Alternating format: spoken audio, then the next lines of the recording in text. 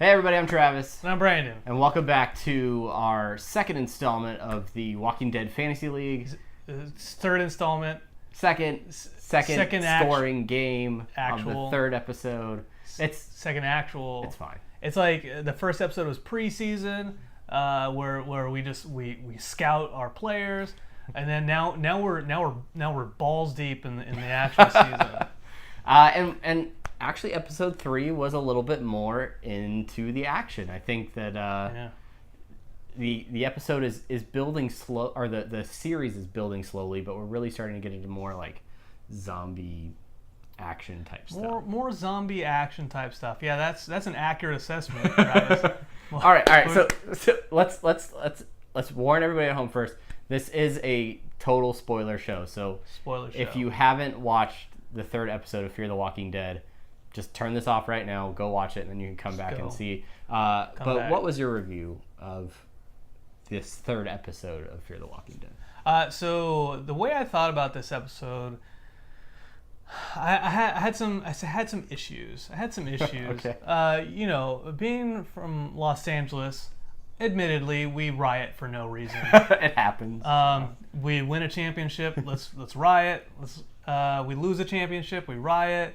They have a sale at Macy's, we riot. That third one I think is most common actually. Yeah, especially when they got great deals. Hey, they got great deals. Once a year sale and just everything goes. Dash in the street.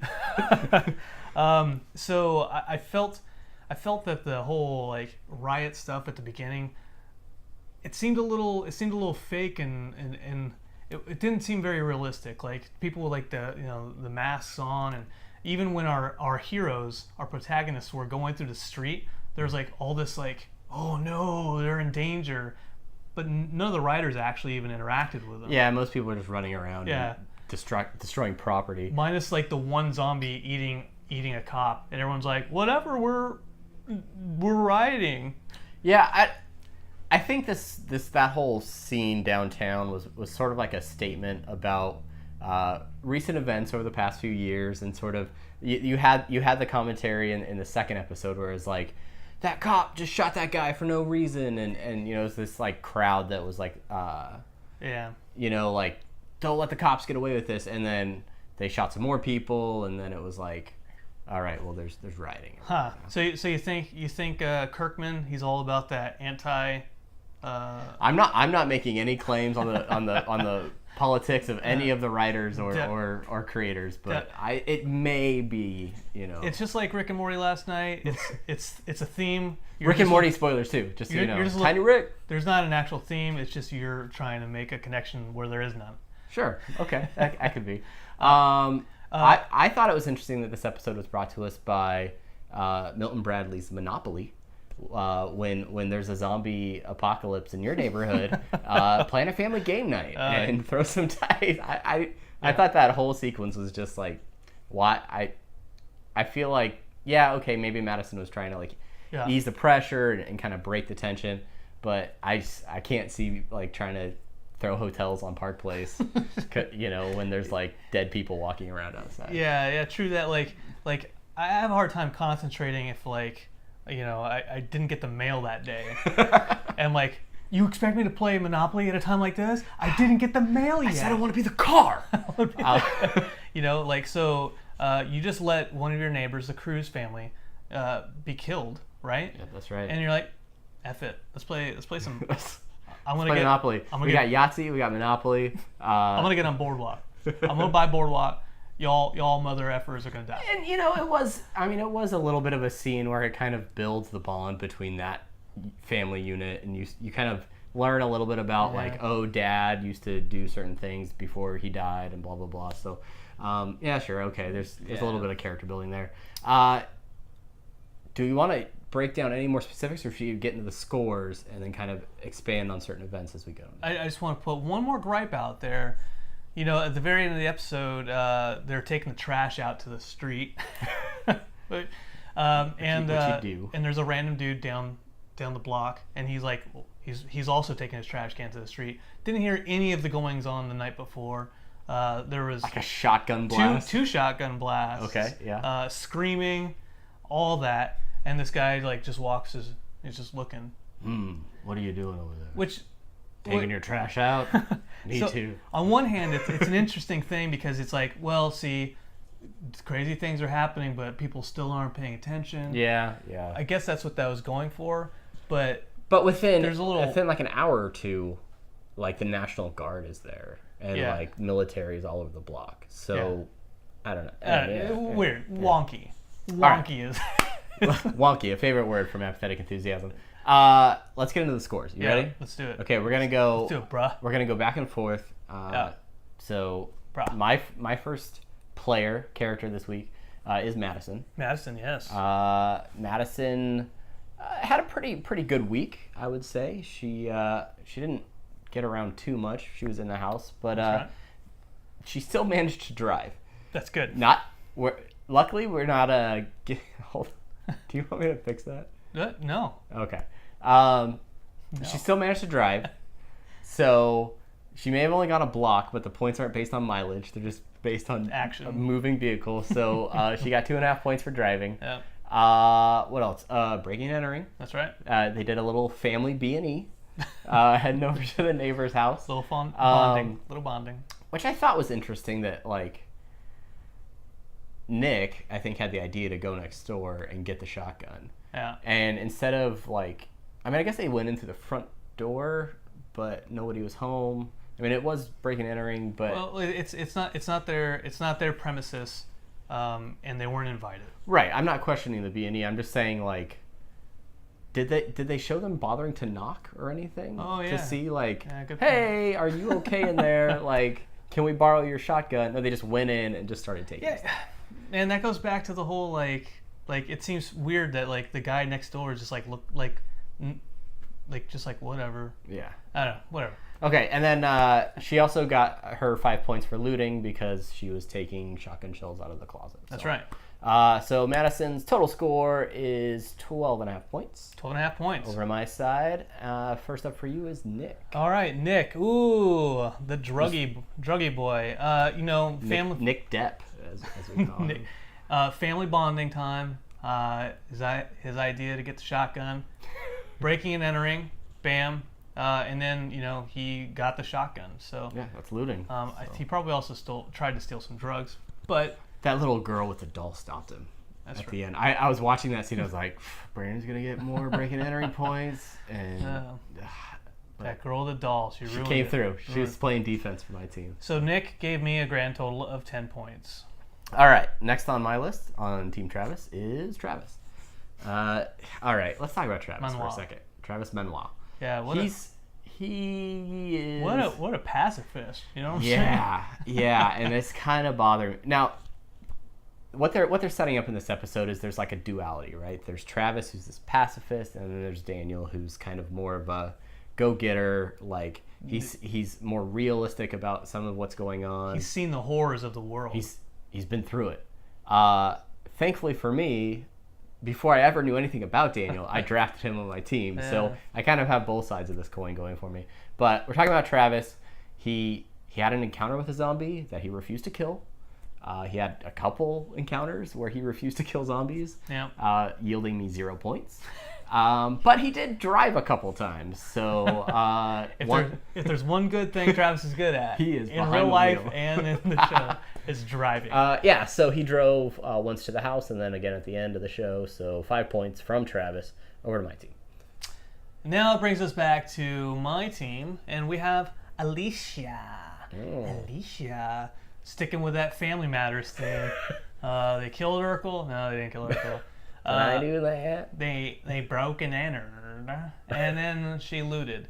She didn't loot initially, but she went back in to go get the shotgun shells. What was your thought there? When she ran back to get the shells, you're just like, yeah.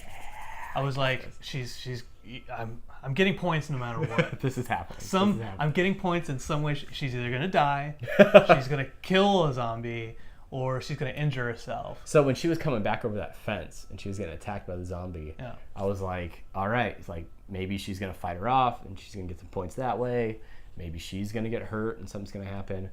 But no, we had a different situation. Yes. And we'll get to that in a moment. Yes, we did. So B&E and looting for 10 points. 10 points. All right, so next up for my team, we have Daniel. Now, Daniel, he's a little rough around the edges. He's really more focused about his family, his El immediate Salvador. family. Yeah, which by the way, I have a great uncle Salvador, and my great grandfather's name was Salvador. Well, that's in no way helpful to the conversation, Brandon. But thank you.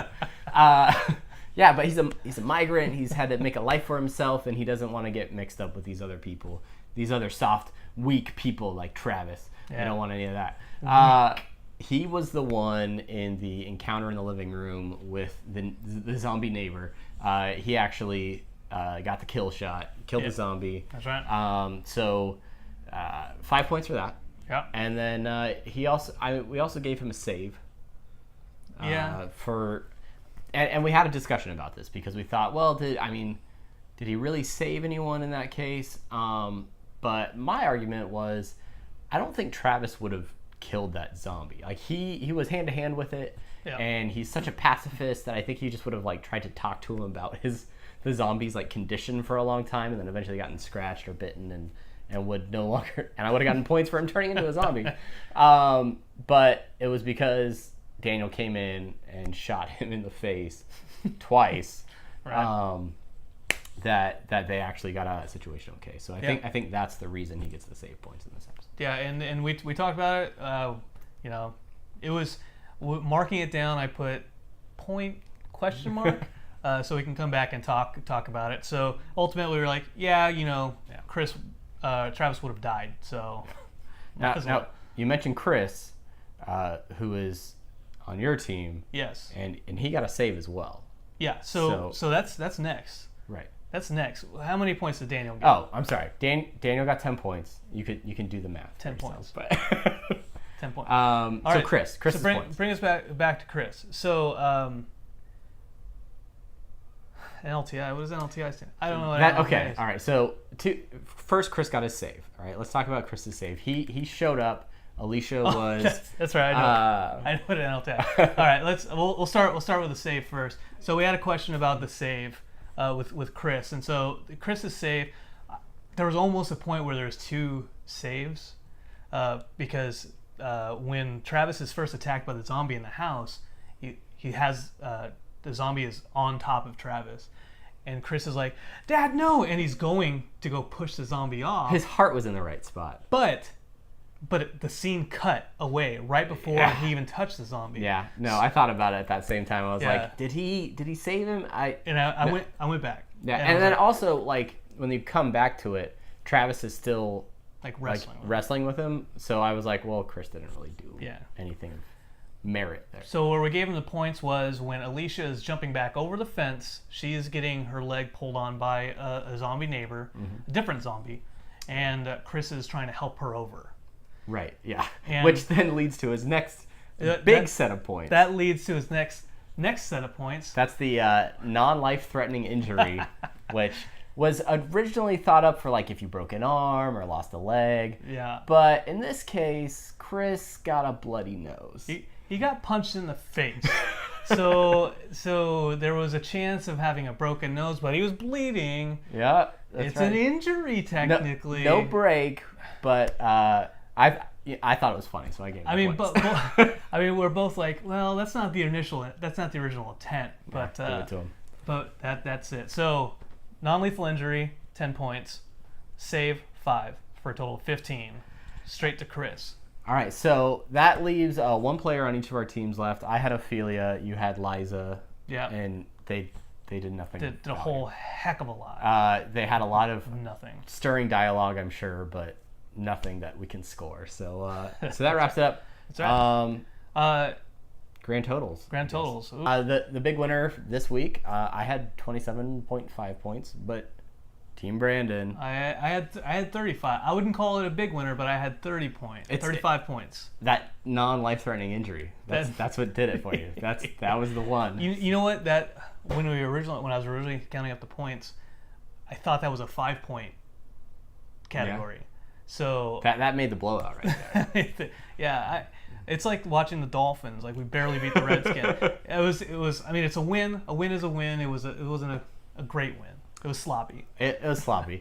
But I think for that reason, I think Chris gets the MVP, the underdog award this week for not doing something exceptional, but still doing something important, which got the win for his team. So, he was bloodied, and in being bloodied, here's your trophy, a Bloody Mary. You're just gonna have to drink. You're gonna drink those every time we record this. Here's you, Chris. All right, guys. So that's the scores for the week. Tune in every week. We're gonna keep doing these as long as our wives let us do it. So, if you want to get in touch with us, there's plenty of ways you can do that. You can send us an email at apatheticenthusiasmshow@gmail.com. We're on Facebook at facebook.com/apatheticenthusiasmshow. We're on Instagram. We're at apathetic_enthusiasm. And our Twitter is at apathusiast. Please like this video, give it a thumbs up, hit subscribe if you want to keep getting more of these, and Bam. And you can check out our weekly audio podcast every Tuesday on geekade.com and on iTunes and all that stuff. There's Trash Truck here. They're coming to take the bodies away. So we're going to sign off. I'm Travis. I'm Brandon. And thank you for watching. Thanks, guys.